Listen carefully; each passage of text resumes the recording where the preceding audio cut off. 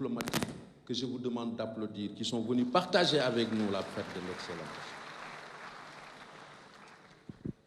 Professeur de français chevronné, émérite, il est fortement aimé par ses élèves pour qui il se donne sans compter. Ses supérieurs hiérarchiques lui vouent un grand respect et lui font entièrement confiance. Il anime une émission pédagogique dans une télévision de la place. Il porte en bandoulière des valeurs comme le respect, la retenue, la loyauté et surtout la foi. Cela se comprend car il est de la famille de Mam Rawangom de la ville religieuse de Pal. Il est aussi président du conseil communal de la jeunesse de Gandon. Lui, c'est un professeur de français au lycée mixte Maurice de la Fosse et il lui revient de faire le discours d'usage. Monsieur Magatte Dieng, sous vos applaudissements.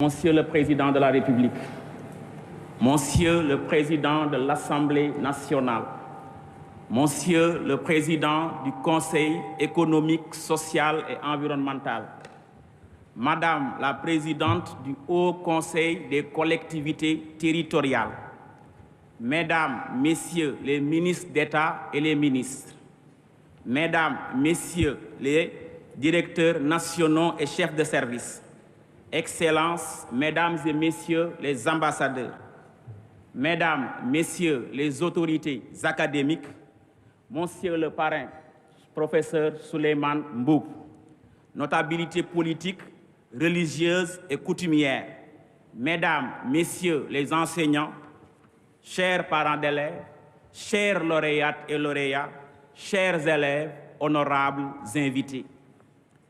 Vous me permettrez avant tout d'adresser mes remerciements à Monsieur le ministre de l'Éducation nationale, qui, en sa qualité de maître d'œuvre de cette importante cérémonie, a bien voulu me désigner pour prononcer le discours d'usage du concours général édition 2022.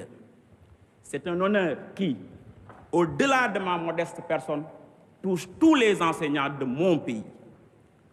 Cet honneur a pour moi valeur de distinction, à l'instar des palmes qui couronnent déjà les têtes de nos jeunes lauréates et lauréats. Prononcer un discours devant la plus haute autorité de son pays est un honneur. Par contre, traiter d'un thème aussi complexe que celui de la présente édition est un véritable défi. Pour un système éducatif ancré dans ses valeurs et ouvert aux compétences du XXIe siècle, quelle réforme curriculaire? Le thème est pertinent et la problématique qu'il soulève est au cœur de toutes les rencontres sur notre système éducatif. Excellences, Monsieur le Président de la République, distingués invités, le thème est complexe, apparemment équivoque, parce qu'il met en relation deux conceptions du monde qui semblent opposées. Vous comprendrez donc aisément notre détresse avec des questions qui fusent de partout. Notre système éducatif est-il suffisamment ancré dans nos valeurs? Prépare-t-il suffisamment aux compétences de demain? Le citoyen qu'il forme est-il bien armé pour faire face au monde sans cesser d'être lui-même? Tenter de répondre à ces questionnements m'a ramené des années en arrière pour chercher les réponses dans un roman, une œuvre magistrale, un texte déchirant mais étincelant, l'aventure ambiguë de Cheikh Hamidou Kane. Pour rappel, alors que tout le peuple dialobé était réuni autour de son chef sur la question de l'école étrangère, les propos de la Grande Royale sonnent encore dans nos oreilles. Rappelez-vous, moi, Grande Royale, je n'aime pas l'école étrangère, je la déteste. Mon avis est qu'il faut y envoyer nos enfants cependant. Elle poursuit en disant, l'école où je pousse nos enfants tuera en eux ce qu'aujourd'hui nous aimons et conservons avec soin à juste titre. Fin de citation. Un choix grave mais nécessaire. En effet, avec la colonisation, l'école était un instrument qui ne prenait pas suffisamment en compte les valeurs socio-culturelles africaines. Aujourd'hui, plus que jamais, cette alerte vaut encore dans la quasi-totalité des pays anciennement colonisés. Notre pays, pour sa part, Depuis son accession à la souveraineté internationale, a entrepris beaucoup d'initiatives et de réformes pour adapter l'école à des valeurs nationales, africaines et mondiales dans lesquelles notre nation se retrouve. Le professeur Amadou Fall, dans un article intitulé « L'école et la nation au Sénégal de 1960 à nos jours, l'histoire d'un malentendu », fait un rappel assez exhaustif des exigences de réforme ou de refondation qui ont rythmé l'histoire de notre école.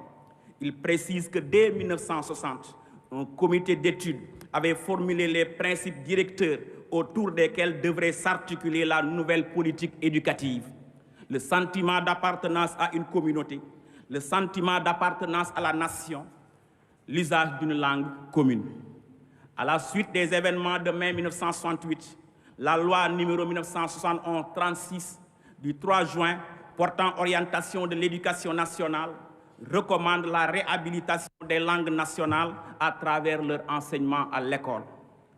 Les États généraux de l'éducation et de la formation de 1981 ont, eux aussi, beaucoup mis l'accent sur la reconnaissance de la relation étroite entre l'école et la question du vivre ensemble.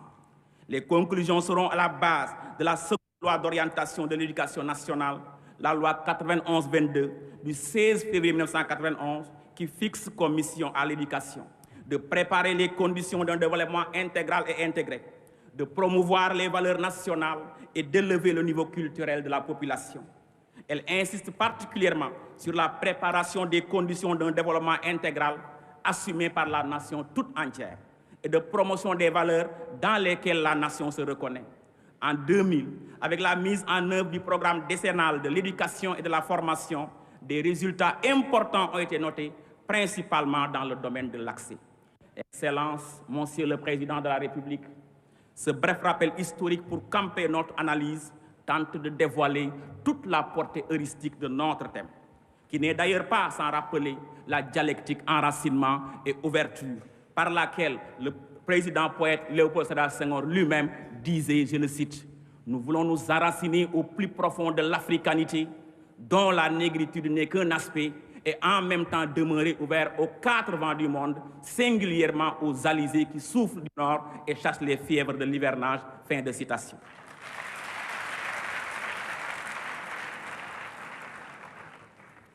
Le caractère actuel du thème se justifie aussi par la situation d'une jeunesse qui semble être en perte de repère, entraînant quelquefois de très regrettables et condamnables actes de violence dans l'espace scolaire et universitaire. La position du président poète pourrait assurer et ouvrir des pistes de solutions en ce qu'elle constitue la synthèse féconde de l'homme que notre système éducatif doit produire. Excellences, Monsieur le Président de la République, distingués invités, s'il est vrai que plusieurs réformes ont été menées pour davantage enraciner notre système éducatif dans nos valeurs, en vue de mieux préparer nos citoyens aux défis de l'heure, il faut reconnaître qu'il reste encore des choses à faire. En effet, en revisitant par exemple les différents curricula, on se rend compte des améliorations nécessaires pour arriver à la formation de citoyens aptes à se mouvoir aisément dans la vie de tous les jours. À l'ère du numérique, caractérisée par une croissance rapide des technologies de l'information et de la communication qui modifient les rapports au savoir et les rapports entre les humains, la maîtrise de la science et des technologies est un impératif qui appelle une mutation profonde des systèmes éducatifs. Nos systèmes éducatifs doivent s'atteler à l'élaboration et à la mise en œuvre réussie de curricula intégrant le numérique éducatif. Dans ce monde en perpétuelle mutation, les systèmes éducatifs doivent se départir des approches traditionnelles qui mettent l'accent sur la mémorisation ou l'application de simples procédures et pour lesquelles le maître est le seul dispensateur de savoir. Pour Baron et Darling Hammond, préparer les apprenants au métier du XXIe siècle, c'est leur offrir la possibilité de construire et d'organiser leur savoir, de se lancer dans des recherches, des investigations, des rédactions et des analyses détaillées et également de communiquer efficacement avec divers publics.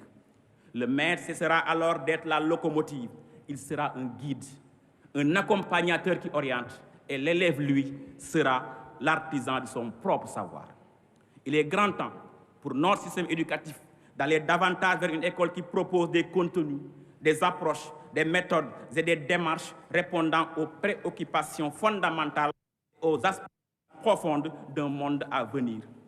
Excellences, Monsieur le Président de la République, distingués invités, notre système éducatif, en dépit des multiples efforts faits depuis notre accession à la souveraineté internationale, peine à prendre suffisamment en charge les principales valeurs morales, civiques et culturelles dans lesquelles la nation se reconnaît. Il peine aussi à former en nombre et en qualité les ressources humaines pour assurer l'émergence du pays.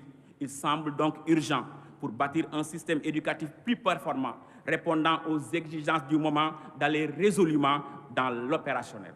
Le concret, la mise en œuvre effective des recommandations et directives issues des concertations nationales sur l'enseignement supérieur et des assises de l'éducation et de la formation.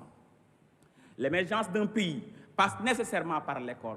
C'est d'ailleurs, Monsieur le Président, ce que vous affirmiez dans votre œuvre, Le Sénégal au cœur, à la page 122, je vous cite. « J'ai toujours cru que l'émergence passait par la mise en place d'un système d'éducation et de formation en phase avec les exigences du développement économique et social. L'éducation est l'une des pierres fondatrices de la nation, voire la principale. Et elle constitue avec la formation le levier par excellence de l'affirmation du citoyen et de l'éclosion d'une main-d'œuvre de qualité. » Fin de citation.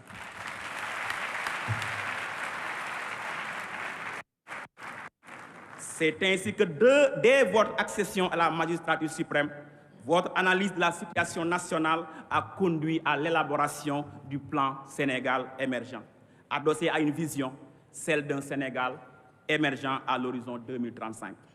Par rapport à l'éducation, le PSE met l'accent sur l'équité, les sciences et la technologie, la promotion des langues nationales, des daara, la formation professionnelle, la création de nouveaux pôles universitaires, la promotion du label étudié au Sénégal et l'utilisation des TIC dans les enseignements. Ainsi, le programme d'amélioration de la qualité, de l'équité et de la transparence a été actualisé conforme aux orientations du PSE et aux décisions issues des assises, entre autres. C'est d'ailleurs dans ce sillage que s'inscrivent les importants investissements consentis en faveur de l'éducation, notamment la revalorisation du traitement de tous les agents de l'État en général et particulièrement des enseignants.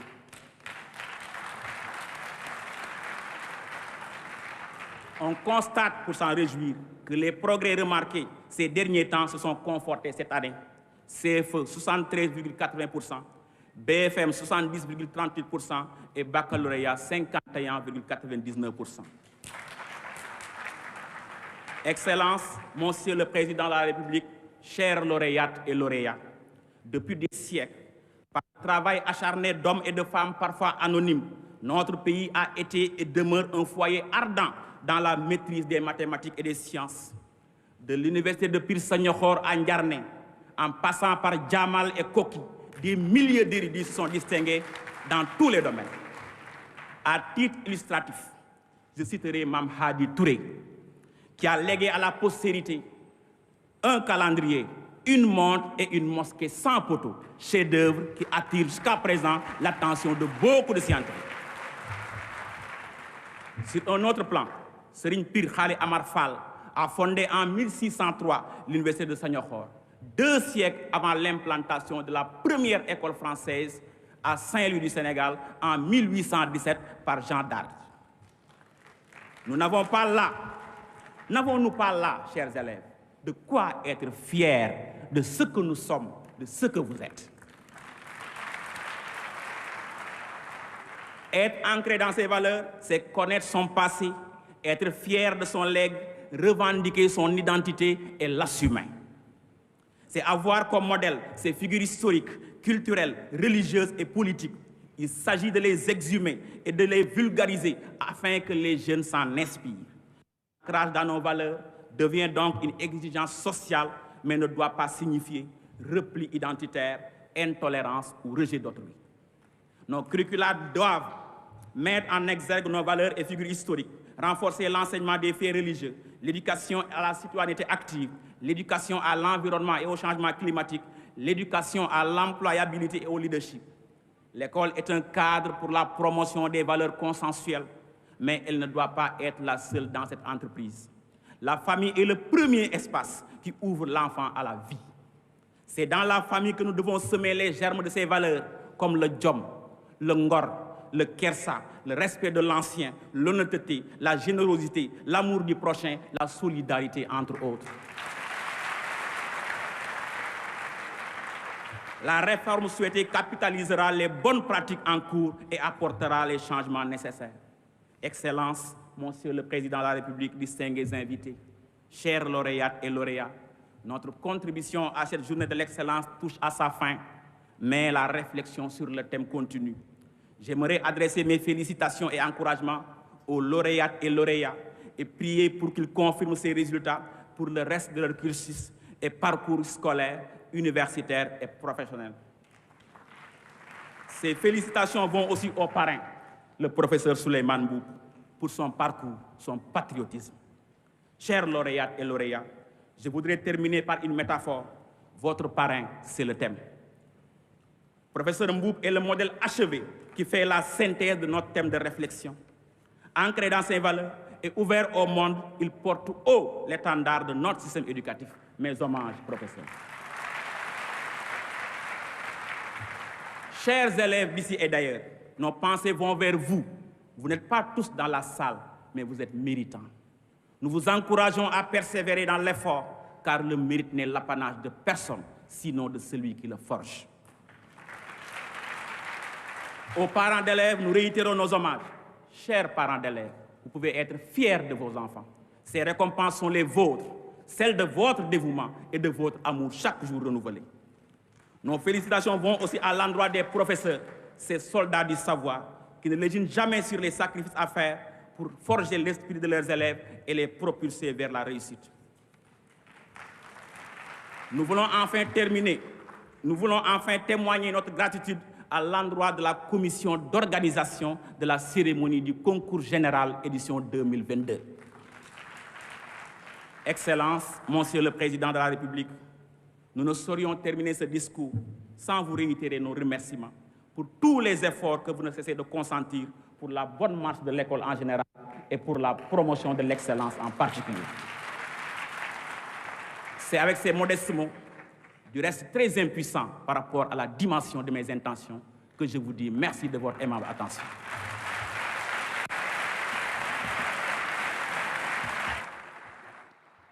Professeur de lettres modernes au lycée mixte Maurice Delafosse, qui faisait le discours d'usage. Maama kon mu ngoog discours bu am solo Ibrahima ndax dellusi na ci li nga xam ne mooy valeur yi mooy loo xam ne nit ñi war nañ ko fonk jom ji fulla ji fayda ji waaye gërëm na sant na président de la république ci liggéey bi nga xam ne mi ngi koy amal jagleel ko éducation parents d'élèves yi jàngalekat yi bàyyiwul kenn parrain bi bàyyiwul kenn wax na it ci résultats yi nga xam ne école sénégalaise mi koy am boobu léegi waaye wax na it ci soppite yoo xam ne war nañ ko mën a indi ëllëg ngir nag l'école bi gën a dox ca kanam te wax na it ñun soxlawuñu jéggaani fenn ndax nag